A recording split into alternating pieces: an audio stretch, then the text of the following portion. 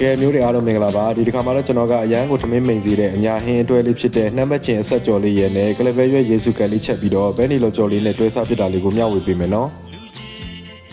ဒီဟင်းလေးတွေကိုကျွန်တော်ကအမေကြီးဟင်းချက်နှစ်မုတ်တစ်မျိုးတည်းကိုပဲသုံးပြီးတော့ချက်ပြသွားမှာဖြစ်ပါတယ်အရင်ဆုံးနှမ်းပတ်ချင်လေးကြော်ဖို့အတွက်ဒဲဥတဲ့ကိုစီထည့်ပြီးစီပူလာပြီးဆိုရင်အမေကြီးဟင်းချက်နှစ်မုတ်ထုတ်လေးဖောက်ထည့်လိုက်ပါမယ်ဒီအမေကြီးဟင်းချက်နှစ်မုတ်ကကြက်သွန်ဖြူနီချင်းနဲ့နှစ်မုတ်ရောင်းတဲ့မုတ်အကုန်ပါပြီးသားဆိုတော့ဟင်းတစ်ခွက်ချက်မဲ့သူတခြားဘာမှထည့်ထည့်ကြမလို့ပဲသူတစ်မျိုးတည်းနဲ့ရတာရှိတဲ့ဟင်းတွေကိုလက်ကူလင်မန်စာနဲ့ချက်ပြုတ်လို့ရတယ်ပေါ့နော်အခုလိုမီးရေးနဲ့အနှဲငယ်စီတက်ပြီးသွားပြီဆိုရင်နှမ်းပတ်ချင်လေးထည့်လိုက်ပါမယ်ပြီးသွားရင်ရေလေးထည့်ပါမယ်ကျွန်တော်ကဆက်ဆက်လေးချက်မှာဆိုတော့ငယ်သူစိမ့်လေးနဲ့ငယ်နဲ့ငယ်သီးမုတ်လေးပါထည့်ပြီးတော့ချက်လိုက်ပါတယ်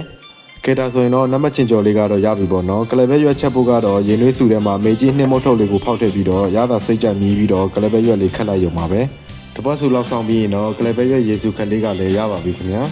အမေကြီးဟင်းချက်နှင်းမုတ်နဲ့ဆိုတော့ချိန်ကုန်လက်သက်တာလူလည်းမပင်ပန်းလာတော့အမှန်ပဲဗျာဟင်းချက်ဖို့အတွက်နွားရလီရထောင်းရနဲ့အလုံးမရှုပ်ချင်တဲ့အင်ချင်မတွေအတွက်တော့ဒီအနှင်းမုတ်ထုတ်လေးကဆောင်းထားတဲ့ထဲမှာပါပါတယ်ကဲခုဆိုရင်တော့နံပါတ်ချင်းအဆက်ကြော်လေးရဲ့ကလပဲရွက်ရေစုခက်လေးရဲ့ကလည်းရပြီဆိုတော့အဲ့ဒီလိုကြော်ထားတာလေးရှိတာနဲ့တွဲပြီးတော့ထမင်းမိန်မိန်စားလို့ရပါပြီကျွန်တော်ရဲ့မျိုးတွေလည်းဒီလိုလေးချက်မစားဘူးတဲ့ရင်တွဲပြီးတော့ချက်စားကြည့်ပါနော်အရန်ထမင်းမိန်ပါတယ်ဗီဒီယိုကိုဆုံးထိကြည့်ပေးကြတဲ့မျိုးတွေတယောက်ချင်းတီတိုင်းကိုလည်းကျေးဇူးအများကြီးတင်ပါတယ်နော်နောက်ဗီဒီယိုမှာကျွန်တော်တို့ပြန်ဆုံပါမယ်ခင်ဗျာအားလုံးနှုတ်ဆက်ပါတယ်တတ်တာ